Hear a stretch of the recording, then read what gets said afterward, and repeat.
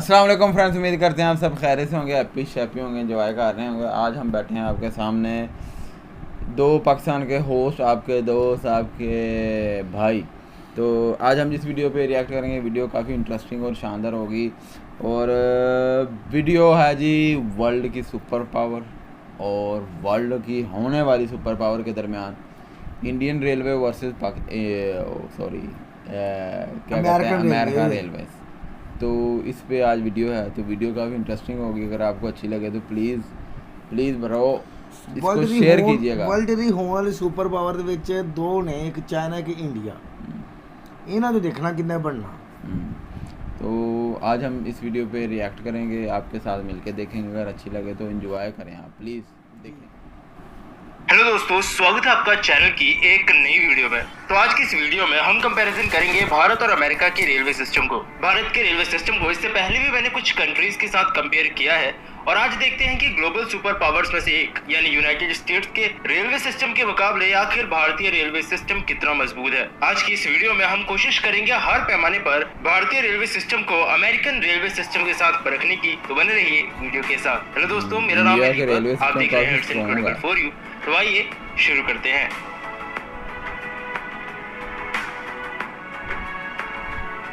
It's incredible for you.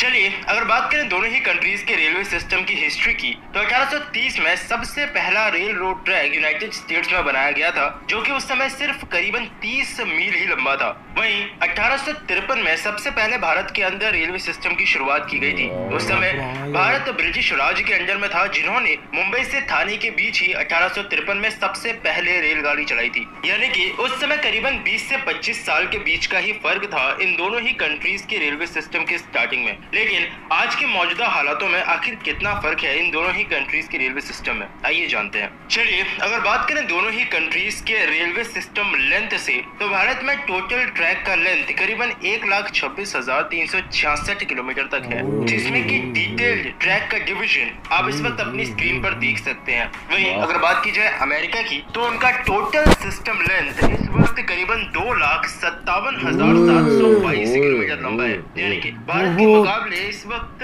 America का total system length railway के मामले में काफी सिस्टम लेंथ के मामले में यूनाइटेड स्टेट्स सिर्फ इंडिया ही नहीं बल्कि दुनिया में सबसे आगे है। अमेरिका में रेलवे का टोटल सिस्टम लेंथ दुनिया में सबसे ज्यादा है। चलिए, अब चलते हैं इन दोनों ही कंट्रीज में, इनकी रेलवेज में इस सिस्टम लेंथ के अंदर दौड़ने वाली सबसे तेज गति की ट्रेन की तरफ। तो अगर इंडियन रेलवेज की बात की जाए, तो इस वक्त ऑन ट्रैक इंडियन रेलवे में गतिमान एक्सप्रेस सबसे तेज गति से चलने वाली ट्रेन है। 160 किलोमीटर प्रति घंटा तक की रफ्तार को छूने वाली गतिमान एक्सप्रेस। वैसे भारतीय रेलवे में इस वक्त सबसे ज्यादा तेज गति की ट्रेन नहीं है, क्योंकि कैपेबिलिटी के मामले में वंदे भारत एक्सप्रेस 160 किलोमीटर प्रति घंटा से भी आगे निकल जाती है। लेकिन वंदे भारत एक्सप्रेस को ऑन ट्रैक गतिमान एक्सप्रेस तक की स्पीड से भी नहीं चलाया जाता, जिस वजह से ऑन ट्रैक अभी भी गतिमान एक्सप्रेस ही सबसे तेज गति से चलने वाली ट्रेन है। वहीं अगर बात की जाए अमेरिका की, तो एमट्रैक एसएलए एक्सप्रेस इस वक्त अमेरिका के अंदर चलने वाली सबसे तेज गति की ट्रेन है। मैं 400-500-600 किलोमीटर मात्र हाई स्पीड रेल सर्विस भी प्रोवाइड करती है, जो कि 240 किलोमीटर प्रति घंटा तक की रफ्तार को छू सकती है। जल्द ही इन ट्रेन की रफ्तार को और ज्यादा बढ़ाया जाएगा, क्योंकि नई ट्रेन भी जो है इस पूरे सिस्टम में और ज्यादा इंट्रोड्यूस कराई जाएंगी। चलिए,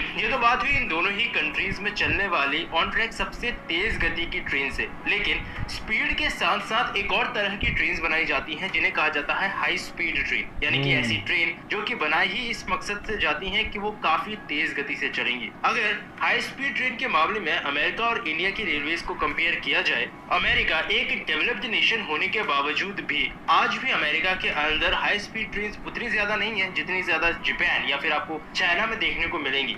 एमट्रैक की एसएलए एक्सप्रेस ही इस वक्त यूएस के अंदर सिर्फ एक high speed rail service provider है। जबकि अगर बात की जाए भारत की, तो यहाँ पर हमें अभी भी अपनी पहली हाई स्पीड ट्रेन का इंतजार है, जो कि जापान की मदद से मुंबई से अहमदाबाद के बीच बन रही है। वैसे इसके अलावा भी कुछ और रूट्स हाई स्पीड ट्रेन के लिए प्रपोज किए गए हैं, लेकिन भारत की सबसे पहली हाई स्पीड ट्रेन हमें अहमदाबाद से मुंबई के रूट के बीच में ही चलती हुई दिखेगी। चलिए, अब बात करते हैं इन दोनों ही कंट्रीज के सबसे पावरफुल लोकोमोटिव की। तो अमेरिकन रेलवेज में वैसे यूनियन पैसिफिक के काफी सारे पावरफुल लोकोमोटिव्स हैं जैसे बिग बॉय, लेकिन AC6000CW एक सिंगल इंजन डीजल लोकोमोटिव है जो कि 6000 हॉर्स पावर के साथ सबसे पावरफुल लोकोमोटिव माना जाता है। वहीं अगर बात की जाए इंडियन रेलवेज की तो WAG-12B सबसे पावरफुल लोकोमोटिव है करीबन 12000 की हॉर्स पावर के साथ, जिसे एक French company Alstom Indian railways के लिए मैन्युफैक्चर कर रही है। चलिए अगर बात करें दोनों ही रेलवे सिस्टम्स के डेडिकेटेड फ्रेट कॉरिडोर या फिर फ्रेट के ट्रांसपोर्टेशन की, तो अमेरिका इस मामले में कहीं ना कहीं इस वक्त इंडियन रेलवेज के मुकाबले ज्यादा आगे है। British news magazine the economist द्वारा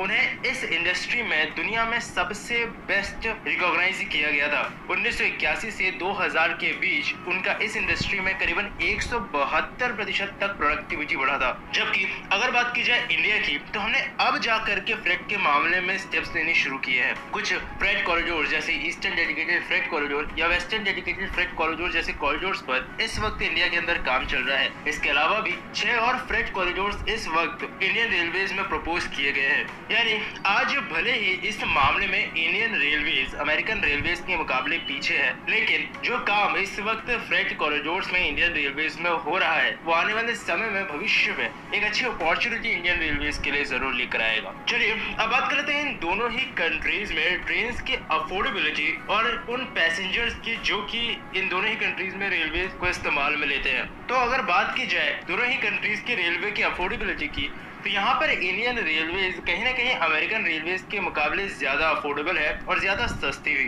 अमेरिका में उनकी इकलौती हाई स्पीड ट्रेन का प्राइस कहीं ना कहीं इंडियन रेलवे के AC कोच के मुकाबले भी ज्यादा महंगा होता है। जहाँ पर अमेरिकन रेलवेज में आपको वॉशिंगटन DC से न्यूयॉर्क जाने के लिए करीबन 2800 से 9500 रुपए तक का पैसा देना पड़ सकता है, वही सेम डिस्टेंस इंडियन रेलवेज में आराम से 7 से 750 रुपए में पूरा किया जा सकता है। बात करें दोनों ही कंट्री में रेलवे के अंदर एक साल में यात्रा करने वाले पैसेंजर्स की, तो इंडियन रेलवे ने पिछले साल करीबन एक साल में 8 बिलियन पैसेंजर्स को उनकी मंजिलों तक पहुंचाया था, जबकि इंडिया के मुकाबले कहीं ना कहीं अमेरिका में नंबर ऑफ पैसेंजर्स एक साल में अमेरिकन रेलवेज में कम ही रहते हैं। लगभग 550 मिलियन के आसपास एवरेज लोग हर साल अमेरिकन रेलवेज का इस्तेमाल करते हैं। चलिए अगर बात करें दोनों ही कंट्रीज के लग्जरी ट्रेन की, तो भारत और अमेरिका दोनों ही रेलवेज के अंदर इस वक्त लग्जरी ट्रेन मौजूद है, लेकिन अगर लग्जरी ट्रेन में किसी को पॉइंट देना हुआ तो यहाँ पर इंडियन रेलवेज अमेरिकन रेलवेज के मुकाबले आसानी से जीत जाएगा, क्योंकि Palace on Wheels, Maharaja express,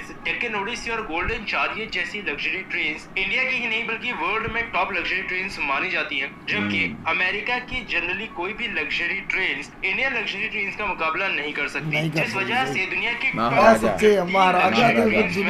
की 2 लग्जरी ट्रेन आती हैं जबकि अमेरिका की एक भी नहीं। चलिए अब बात करते हैं दोनों ही कंट्रीज के मेट्रो सिस्टम की। तो अमेरिका में इस वक्त उनके कुल 15 शहरों के अंदर मेट्रो सिस्टम ऑपरेशनल है। अमेरिका में इन मेट्रो सिस्टम्स को स्पीड लाइन या फिर सबवे के नाम से भी जाना जाता है और इनकी राइडरशिप हर दिन काफी अच्छी होती है, यानी कि काफी सारे लोग हर रोज इन सारे मेट्रो सिस्टम्स को इस्तेमाल में लेते हैं। वहीं अगर बात की जाए इंडियन रेलवेज की, तो इस वक्त करीबन 13 सिटीज के अंदर इंडियन रेलवेज में मेट्रो सिस्टम ऑपरेशनल है और ऐसी कुछ सिटीज है जिनके अंदर मेट्रो सिस्टम का काम इसी साल के अंत तक खत्म हो जाएगा, क्योंकि काफी सारे शहरों में इस वक्त इंडिया के अंदर मेट्रो सिस्टम का काम चल रहा है। चलिए अब अगर बात करें दोनों ही रेलवे सिस्टम में मौजूद मोनोरेल की, तो इंडिया में इस वक्त सिर्फ मुंबई के अंदर ही मोनोरेल चलती है, जबकि यूएस के अंदर कुछ जगहों पर इस वक्त मोनोरेल का सिस्टम अवेलेबल है। ज्यादातर या तो एयरपोर्ट जाने के लिए है या फिर अम्यूजमेंट पार्क के अंदर उन लोगों ने मोनोरेल के सिस्टम को शुरू किया है। और अब अगर आखिर में बात की जाए इन दोनों ही रेलवे सिस्टम्स के फ्यूचर प्रोजेक्ट्स की,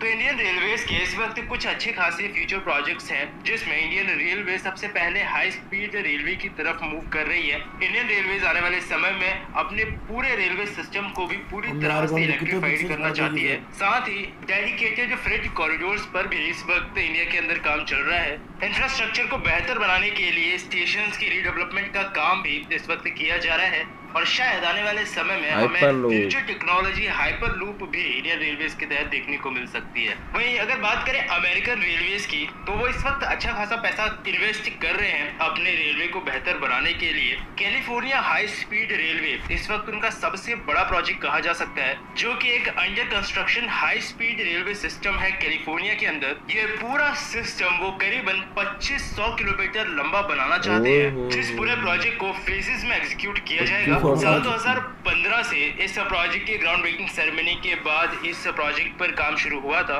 और उम्मीद है कि साल 2029 तक इसके ऑपरेशन शुरू कर दिए जाएंगे।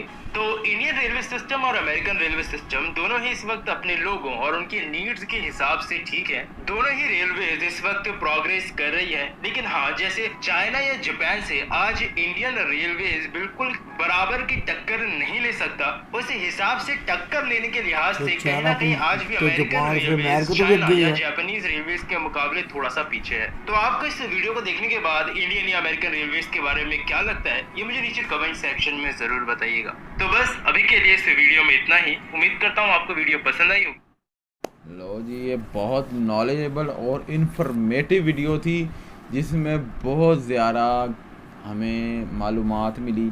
क्या इंडिया और अमेरिका बिल्कुल करीब करीब हमें नज़र आए, दोनों टक्कर दे रहे थे एक दूसरे को। मैनू करीब तार तो नहीं नज़र आया, मैनू ये नज़र आया कि आने वाले समय च ना और 5 7 10 साल में अमेरिका तो बहुत पीछे रह जाएगा। इंडिया के जो मेट्रो सिटीज़ हैं वो बढ़ जाएंगे अमेरिका से, और वैसे तो ओवरऑल जो लेंथ है ट्रैक की वो तो अमेरिका की बहुत ज़्यादा डबल है यार, हम सोच भी नहीं सकते जिन्नी उन्होंने दस दी आ। तो बाकी एक गल बड़ी हैरान कुन ना कि इदा तरक्की याफ्ता जोड़ा हैगा वा अमेरिका वा जो सुपर पावर है मौजूदा, ठीक है जी, तो जापान तो चाइना तो बहुत पीछे है रेलवे मामले। तो यार इंडिया मुकाबला कर सकता वा आने वाले समय दे विच चाइना ते जापान दा। अमेरिका दा नाम नहीं आंदा इस लिस्ट दे विच, सिर्फ इंडिया का नाम आंदा। भाई दूसरी बात पता क्या है, इंडिया को टक्कर देने की वजह पता क्या है, जापान को और चाइना को। जापान की तो चाहे आबादी इतनी नहीं है, लेकिन इंडिया की आबादी बहुत ज़्यादा है, जिसकी वजह से इनको जो उनकी ट्रेन्स हैं, पैसेंजर ट्रेन्स हैं, उनमें इनको मुसाफिर बहुत मिलते हैं, जिससे रेवेन्यू जनरेट होता है और जो इंडियन रेलवे है बहुत आगे जा रहा है, ठीक है यार। दूसरी और पाकिस्तान में तो लोग इतना पसंद नहीं करते रेलवे में सफ़र करना को, बहुत कम सफ़र, या तो जिन्होंने थोड़ा सा दूर जाना हो वो सफ़र करते हैं ट्रेन में।